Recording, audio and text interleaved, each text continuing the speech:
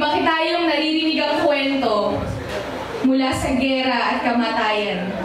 Mga sundalong nagbuwis ng buhay para sa pandaigdigang labanan, mga dumanak na dugo. Mga taong hindi nagdalawang isip na isugal ang buhay para bigyan ng isang magandang laban ng bayan. Minsan, naisip ko na lang rin na umibig sa isang sundalo o sa isang aktivista. Kasi nga sabi nila, ang bayan niya kaya niyang ipaglaban, ikaw pa kaya. Pero medyo komplikado, kahit na nakamamanghang isipin na hindi babae ang kaagaw mo sa atensyon, kundi ang bayan. At aminin mo, mas mahirap kalabanin ang bayan kaysa sa galit ng manugang, kaysa sa chismosa ng kapitbahay. Mas mahirap kalabanin ang bayan kaysa sa ahas na umaaligid lang. Ayoko talaga sa ahas, lalo dun sa kakilala ko na marunong maglakad. Ayoko dun sa ahas na nagsasalita. Ayoko dun sa ahas na nanglilingkis lang kapag hindi mo siya nakikita. Napakaraming uri na ng ahas ang naitalang nabubuhay sa mundong to.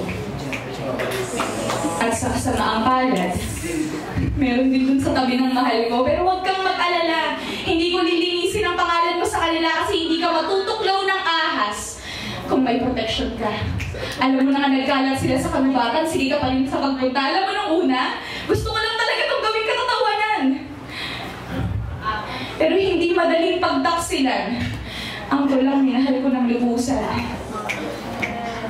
Gaano ba kahirap na tumingin lang sa isa?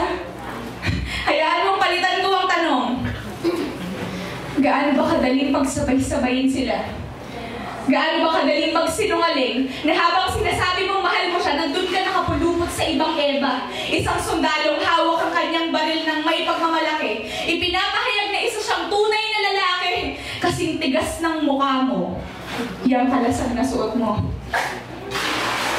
Ikaw, huwag mo akong pasusugurin sa gerang wala kang kinakampihan. Ayokong ibuwis ang buhay at mamatay para sa isang salawahan. Huwag mong ipagbunyi na maraming puso ang nabihag at namatay ng dahil sa'yo. Hindi yan simbolo ng pagiging gwapo. Dahil sa likod ng bawat pagyayabang mo, ay ang hindi nila mahanap na pagkatao. Walang humpay na pagtatanong. Hindi mahanap na sagot. Walang humpay na pagtatanong, hindi mahanap na sagot. Walang katapusang pagdududa sa sarili. Ano bang nagawa ko? Ganito ba talaga mahirap makontento? May kulang pa ba sa akin? Ganito ba talaga ako mahirap seryosohin? Hindi nyo alam ang digmaang nangyayari sa loob nito.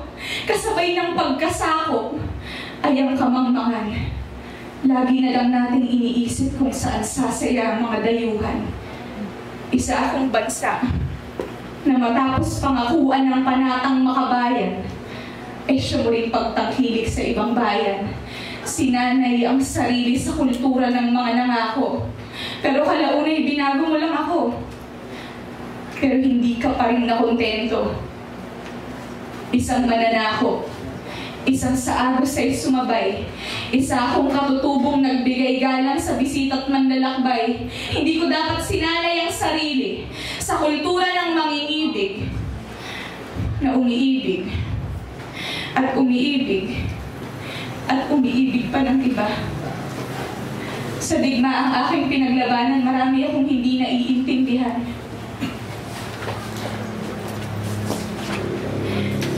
Sa digma ang minsan kong pinaglabanan,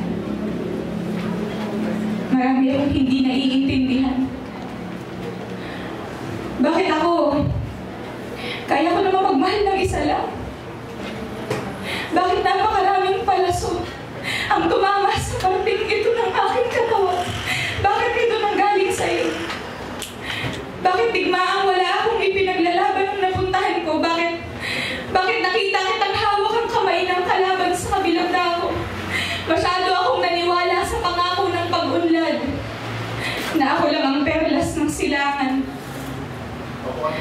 na ako lang ang dapat niyang makasanayan. Pero sa kabila ng buong buhay na maaari mo pang ibigay, hindi lang buong buhay mo ang nasa kanya, kundi ang puso ng mga dalagang inakala na sila lang ang nag-iisa. Ang pagdududa sa sarili at pagdududa sa taong muli sa aking magmamahal ay iyong kasalanan. Huwag mong ibaling sa akin ang sisi na hindi kita inalagaan ng maayos. Dahil hindi mo naman ako inalagaan. Pero dahil mahal kita, diba hindi ako nang-iwan? Ngayon lang. Kaya sa susunod, na magbabalak pang kunin ang natitirang respeto ko sa sarili ko, tama na.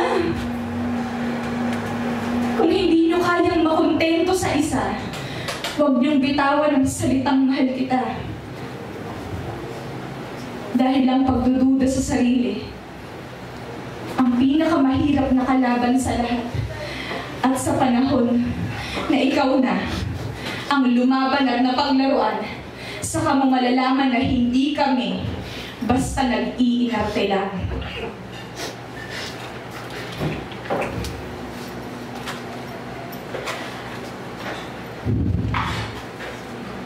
Kaya simula nun, naging isa akong tagahanga ng mga kwento tungkol sa giyera at kamatayan.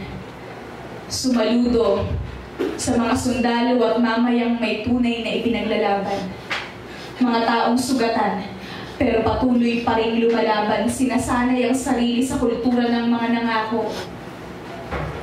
Ang iba, nakahanap na, pero ang iba ay patuloy pa rin ginagahasa.